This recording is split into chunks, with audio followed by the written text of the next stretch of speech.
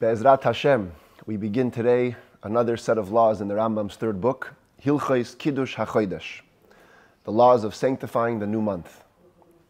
And the Rambam, as he always does, right away tells us which mitzvah of the 613 mitzvahs are we dealing with in this set of laws. And this time it's only one mitzvah again. Hu mitzvah sasei achas. It's just one positive commandment that we're going to be covering.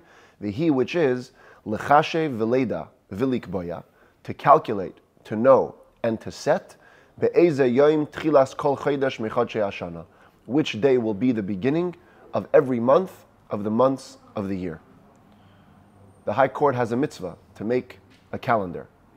Today we have a set calendar, but it wasn't always how it used to be. Every month, the Bet Din, the High Court, would declare when the new month was. And that had some major applications because that would decide when the holidays were celebrated, etc., etc. So there's a mitzvah on the court to calculate these months. Ubir mitzvah zu b'prakim elu. The explanation of this mitzvah is coming in the following, Be'ezrat Hashem, 19 chapters. So we're going to be on this for quite a while. And just before we start, let me give a short introduction to some of the things we're going to be learning today, as well as later on in this set of chapters.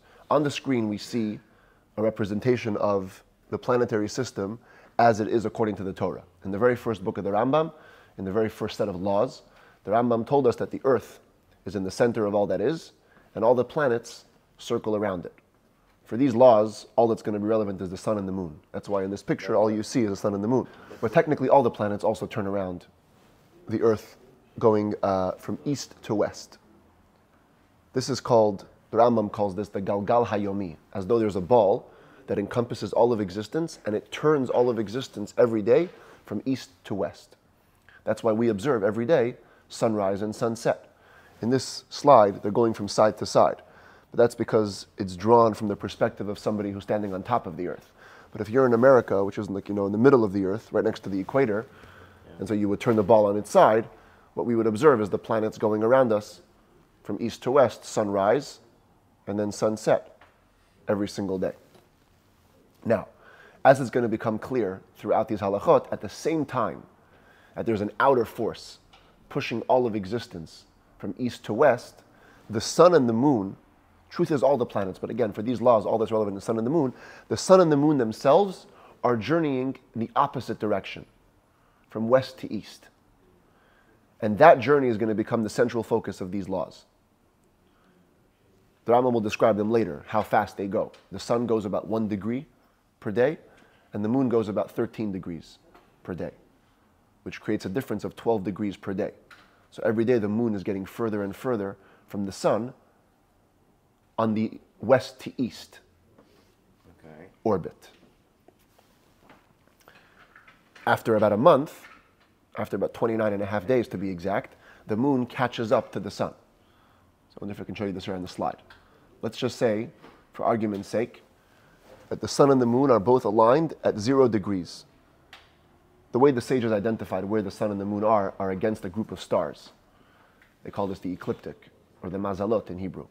There's 12 groups of stars that look like different shapes, and that's how the sages identified the movement of the planets, because you always need a backdrop in order to show where something is moving. So they would say 0 degrees on the ecliptic. So let's say the sun and the moon were aligned at 0 degrees.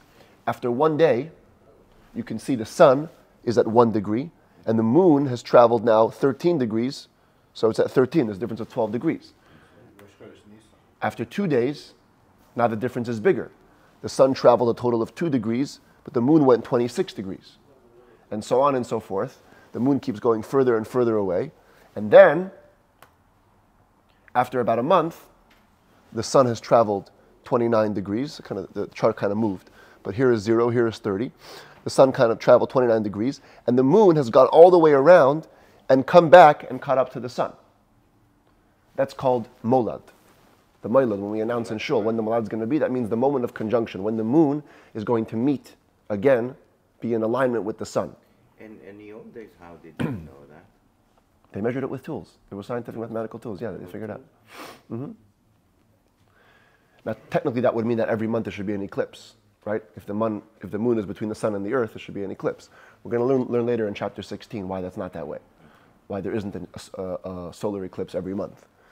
But be that as it may, every month the moon and the sun come into alignment. They don't quite match. Yes, they don't quite match because they're on an incline from one another.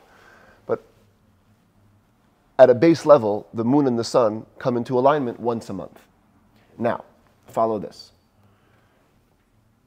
The molad only takes place for one moment. It's only one moment of alignment. The very next second, the moon is continuing to move past the sun, more eastward. Okay? So now, we on Earth are observing sunrise and sunset happening every day from east to west. But if the moon is moving further east, that means at the moment of conjunction, the moon and the sun are aligned. Then the moon keeps moving further and further away from the sun. But the daily routine of the sun and the moon is pushing the sun lower down to the horizon, such that at sunset, when the sun goes below the horizon, the moon will already be further away from the sun east and will set after the sun. The question is, on the day of the molad, will the moon have enough time to get far away enough from the sun that it can be sighted after sunset, once the sun dips below the horizon and all you have is the moon? Will you be able to see the moon that night? So you can see here in the picture, this is very close to sunset. The moon is already moving further east from the sun. At sunset, the sun is still too bright, you can't see the moon. But right after sunset, will you be able to see this small crescent of the moon? Now, if the molad happened in the middle of the day, the sun and the moon align in the middle of the day, then of course within a couple of hours, not going to be enough time. But if the molad happens in the night, let's say in the evening time, by the time the next sunset comes around, the moon may have had enough time to get far away enough from the sun for the moon to be sighted. This sighting of the moon is the subject of these halachot. This is how Beit Din would sanctify and set the calendar. Witnesses would have to come and say that they saw the moon on this night, and based on their testimony, the Beit Din would say, the new month has begun, or the new month has not begun. And the High Court would calculate whether it would be possible to sight the new moon that night or not. Okay. They would know in advance, and mathematically. And the Rambam will give us the methods for that later on in this set of halachot. Now, one more point of introduction. All of reality is turning from east to west. The sun and the moon are turning from west to east slowly on their own orbits. The orbit of the sun and the moon is not directly parallel to the orbit of all of reality. So all of reality is going from due east to due west. The sun and the moon are on a bit of an incline. Their orbit is going diagonally. So look here. For example, when the sun is traveling, you can see sometimes it's more north relative to the earth, and other times it's more south relative to the earth. The path that it's climbing, going backwards, is going on an incline, which means that at certain points of the year, it's going to be closer to the northern hemisphere, and certain points of the year, it'll be closer to the southern hemisphere. That creates the difference in seasons. That's why when the sun is turning at a point that's northerly, in the northern hemisphere, it's summer, and in the southern hemisphere, it's winter. The opposite, when the sun is in the southern hemisphere, over there it's summer, and over here it's winter.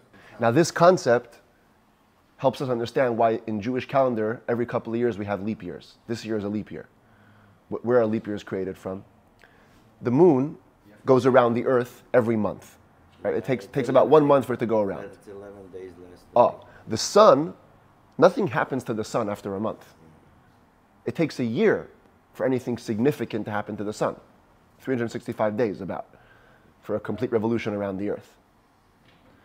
Now, the secular calendar only follows the sun. That's why their year is 365 days. The reason they divided it into months is simply arbitrary. There's nothing special about 30 or 31 days for the sun. After 30, it just keeps on traveling. It's an arbitrary division. Yeah. But they go only after the sun. The Muslims go only after the moon. I know. Right? That's why Ramadan is in a different time every single year. Because if you think about it, how long does it take for the moon to complete 12 revolutions around the earth? 12 months is about 354 days. That's 11 days less than a full solar year. Which means that at the time that the lunar year ends, the sun is still finishing its fourth season, its fourth quarter. And if you begin a new lunar year then, so the lunar year is beginning in the end of the fourth season. Do that again for a year, 354 days. Now you're like 22 days behind. You're even earlier in the season. And after a while, the lunar year begins to end in the middle of the summer, middle of the spring, middle of the winter, etc., etc. Ibn Ezra writes in the book of Shemot, that's why the Muslim calendar observes Ramadan at a different time every single year, because they only follow the moon. The Jewish people, we have a mitzvah to follow both the sun and the moon. In other words, our months go after the lunar revolutions, but Pesach has to fall in the spring, in the same season during the solar year. Yeah. So how do we account for that difference? So what happens is, every couple of years we do a leap year. We put in an extra month. Every couple of 3 years. Every 2-3 years. Sometimes it's 3. We'll see in chapter 6, I'm sorry, about this. This is just some basic background to understand the coming chapters. So let's begin. Perek Rishon, chapter 1. Halacha Aleph. Chodshei Hashana hem Chodshei Halevana. In the Jewish calendar, the months of the year are lunar months, which means once the moon completes a revolution around Earth, that's when we call it a month. By the way, the word month and moon are very related. Month comes from the word moon. Shenemar, as it says, Oilas Hachodesh b'chodshei. You're supposed to bring a sacrifice of the new month on the day of its renewal. That's a reference to the moon. V'nemar, it also says, Hachodesh hazel lachem reish chadashim. In Egypt, Hashem appeared to Moshe, and he showed him a moon, and he said, this new month will be for you, this new moon will be for you the beginning of months. In other words, how will you know when to decide what a new month is? Based on the sighting of the new moon. Kach amru chachamim, so said the sages. Heralei HaKadosh Baruch Hu leMoshe. God showed Moshe b'marei hanavua, in a prophetic vision, the mus levana, the shape of a moon. V'amar le, and he said, Kazer re'eh v'kadesh, like this is what you'll see in the future, and you will sanctify new months. The Rambam understands that Hashem didn't actually show Moshe a moon. Other midrashim say that Hashem spoke to Moshe in the evening time, and he showed him what the new moon actually looks like. But the Rambam, the Rebbe explains, based on a midrash, understands that Hashem only spoke to Moshe by day. By day there is no new moon. So how did Hashem show to Moshe the new moon? B'marei hanevua, in the imagery of a prophetic vision. And he showed him how the crescent would look, and this is how you make a new month. That's all as far as the months. V'hashanim sha'anu mechashvin, but the years, as we calculate them, heim shnei hachama. They follow the solar year. In other words, it's important for us to incorporate seasons into our calendar. Shenemar shomer es chodesh ha'aviv. As it says, you have to guard the month of the spring, and then as the verse continues, va'asisa pesach la'Hashem Elokecha, and then you make a Pesach holiday for God. In other words, you have to watch the progress of the sun on its orbit to understand when the seasons will be, to make sure that Pesach always falls out in a similar time during the solar year. Beis v'kama yesera shnas hachama al shnas halavana. What is the difference? How much more time is a solar year over a lunar year? Now again, the concept lunar year doesn't really make any sense. Nothing happens to the moon after a year. The point is 12 lunar revolutions. If we were to count 12 lunar months to create a year, what would be the difference between that year and the solar year? Karev me'achad asar yom, just about 11 days. We can round it down. The moon is 354, the sun is 365, it's about 11 days. We'll see later that it's not exactly that number, it's a little bit less, but that's, for simplicity's purposes, we'll say 11 days. Lefichach, therefore, when this differential, this difference between the solar and the lunar years, adds up to about 30 days, a little more, a little less, we add another month to our calendar, and we make that year 13 months, like this year. And that is called a leap year, a pregnant year. So for example, if after 1 year there's a difference of 11 days, after 2 years there's a 22-day difference, and after 3 years there's a 33-day difference. So in that third year we add in a 30-day month, so now we've accounted for most of the difference. Still 3 days left over, but it gets fixed up later. Now, that's a pretty complicated solution. Why don't we just say that every year in the Jewish calendar will be 12 and a half months? 12 months and 11 days. What's wrong with that? Says the Rambam, She'i efsher liyas hashana shneim asar chodesh v'kach v'kach yamim. It's impossible for the year to be 12 months and such days. Shenemar, because it says, l'chodshei hashana. Look at this verse that Hashem told Moshe. This new month will be for you the beginning of the new months. Rishon hu lachem, it's the first for you, l'chodshei hashana, for the months of the year, which means that every year is comprised of only full months. Chadashim atamayna lashana v'atamayna yamim. You can only count months to accumulate to a year. You cannot count days to accumulate to a year. That's why The only choice that we have is to make a leap year where we add a new month every couple of years. Says the Rambam now, Halacha Gimel, talks about the concept of the Moilad that I told you about before. Halavana nisteres b'chol chodesh. The moon becomes hidden every month. Ve'eino nires k'may shnei yamim ha'pachis ha'yoser ma'at. And for about 2 days, it's invisible. A little less, a little more, but about 2 days. K'may yom echad koydem shetidbak b'shemesh b'soif hachodesh. About 1 day before it sticks to the sun at the end of the month. Remember, after 30 days, the moon is going around and around, and it's going to catch up to the sun again. Just before it catches up, the sun's light is too bright and doesn't allow for the moon to be seen at night. And about 1 day after it sticks to the sun, while it's beginning to slowly move away, it still cannot be seen for about that 1 day. However, it will be seen in the west in the evening. In the west means our west. If a person is looking out to the horizon on the west, after the sun sets, during that evening, where the moon has had sufficient time to move away from the sun, it may be sighted sometimes. But if it's going to be seen anywhere, that's where it's going to be seen. The night that the moon is sighted in the west, after it goes into concealment, in other words, after it's conjoined with the sun and moved away, that becomes the beginning of the month, and we count from that day another 29 days. If on the night of the 30th day, after a specific new month, the moon is again sighted, the 30th day becomes the new month. In other words, it becomes Aleph, day 1 of the next month. So the previous month only has 29 days. But if on that night the moon is not sighted, either because it's still too close to the sun that hasn't had enough time to move away, or maybe it's a cloudy day, whatever it is,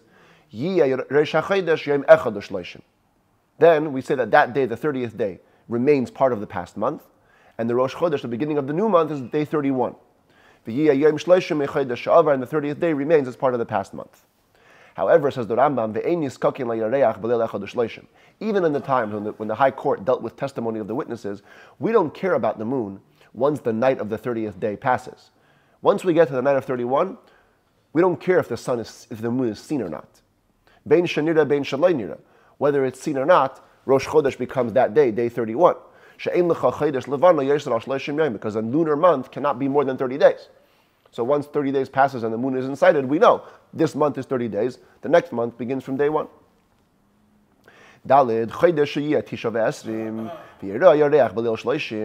A month which is 29 days, where the moon is sighted on the 30th night of the 30th, Nikra Chodesh Chaser. The previous month is called a lacking month, a non-complete month. 29 days. If that night the moon is not sighted, and the previous month becomes therefore 30 days, Nikra Chodesh Me'ubar, V'Nikra Chodesh Malei. It's called a pregnant month or a full month. In other words, it has the full 30 days in this month. When the moon is sighted on the night of the 30th day, that's called the moon seen in its proper time. If the moon was only sighted on the 31st night, not the 30th night, it's described as the moon that was seen on the night of its fullness. In other words, the night after its appropriate time. Says the Rambam Halacha Hey. The sighting of the moon is not the property of every person, like, let's say, keeping Shabbos.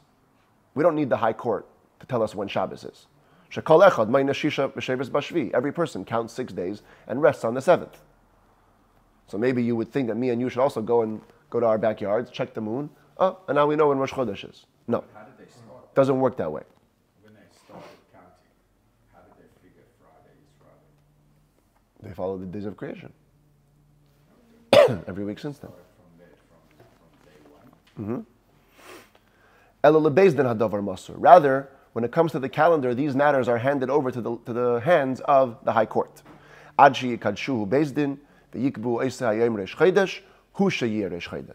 Until the High Court sanctifies the day and sets the day as Rosh Chodesh, that's when the day becomes Rosh Chodesh, the new month. Shenemar, as it says in the same verse we're looking at again, Hachodesh hazeh lachem. This new moon will be for you, the new month. What does it mean for you? Eidozu tia mesura lachem. The testimony which decides when the new month is handed over, is in the possession of, in the jurisdiction of, the High Court. Vav Bezdin mechashvin mechashboinais kederech shemechashvim ha'itstagninim. The High Court was obligated to calculate with different mathematical calculations, as the astronomers do. Sheyoidin mekaymes hakechavim umahalacham. They are aware, they know the point, the position of the planets and their orbits. V'choykrim umedaktikim. And they would analyze, and they would be very precise. Ad sheyedu im efshar sheyirah hayareach bizmane. Till they would know if it would be possible to sight the new moon in its proper time, night of the 30th day, shehu leil shloishim, night of the 30th, or it's impossible. So in advance they would already know, but still Hashem requires the witnesses. Im yadu she'efshar sheyirah, if they were aware that it would be possible to sight the new moon on this night, yoshvin u'mitzapin la'edim kol hayom kulay shehu yom shloishim. They would sit the entire next day and wait for witnesses to come. The entire 30th day they would wait, they would hope. Maybe witnesses would come who would say, last night we saw the moon. Im bo'edim, if indeed the witnesses came, udrashum v'chakarum kahalacha v'nemnu divreim, and they interrogated them, and they investigated their words, as the law dictates, and it became believable. In other words, their words were verified. Mikad shinaisa, then the High Court would sanctify the new month. But if the moon was not sighted by anyone, and witnesses didn't come, even if the High Court has in their hands the knowledge that the moon was sightable yesterday, but since no witnesses came, that's it. They wait for the 30th day to be completed, and it becomes a full month because the witnesses didn't see it, so the High Court's knowledge makes no difference. What if they figure out that it would be impossible to sight the moon on the night of the 30th? So of course, they don't even go to court. The court's not even in session on day 30. They don't wait for witnesses. If witnesses do come, then we know for sure that they're false witnesses. Or maybe they saw the reflection of the moon out of the clouds. They imagine seeing the moon. But it is not the actual moon. Says the Rambam Halacha Zayin, mitzvah saseimin at-Torah al Beis Din, it is a biblical positive commandment on the High Court, sheyechashvu v'yedu im yirah hayareach elo yirah, that they must calculate. The Rebbe points out that the Rambam is saying even the calculation, the mathematical calculation becomes a part of Torah. It becomes part of the mitzvah to do math, to know if they're going to be able to see the moon or not. And part of the mitzvah is to interrogate the witnesses till they actually sanctify the new month. And then they would send out messages and notify the rest of the people on which day Rosh Chodesh was set, so that everybody could know which day are the holidays to be kept. Shenemar, as it says, we say this verse every holiday in the Torah reading. Asher tikru oisam mikrai kodesh. These are the holidays that you are to call out as days of holy gathering. In other words, the High Court has to know and notify everybody when the holiday should be. V'nemar, it also says, you shall observe this law in its proper time. How will you keep it proper time? Only if you know when the new month is. And the Rambam concludes the chapter, this process of creating the Jewish calendar to calculate and to set months and to make leap years is only done Ella be'eretz Yisrael, only in the land of Israel. Shenemar, as it says, Ki mitzion teitzei seira, udvar Hashem Yerushalayim. The Torah emerges out of Zion, out of Tzion, and the word of God only comes from Jerusalem. Now, the Rambam said it comes from Israel, and this verse seems to imply only Jerusalem. Ideally, it was only done by the High Court in Yerushalayim, right by the Holy Temple. But if there was no High Court in Jerusalem, it can still be done elsewhere in Israel. But only in Israel. Except if there was a guy who was super great in his wisdom. He got smicha, rabbinic ordination in Israel, and then he traveled to the diaspora. And left nobody like him in Israel. Then only he can calculate and set months and make leap years in the diaspora. But the moment he finds out that there is somebody in Israel as great as him, or certainly greater than him, then no longer it becomes forbidden again to set months, to make leap years in the diaspora. V'im avar v'kava v'iber le'asa klum. And if he transgresses and makes the calendar, makes a leap year, he hasn't done anything, because again, ki mitzion tetzei Torah, only from Tzion and Yerushalayim is where the laws of the calendar may come out.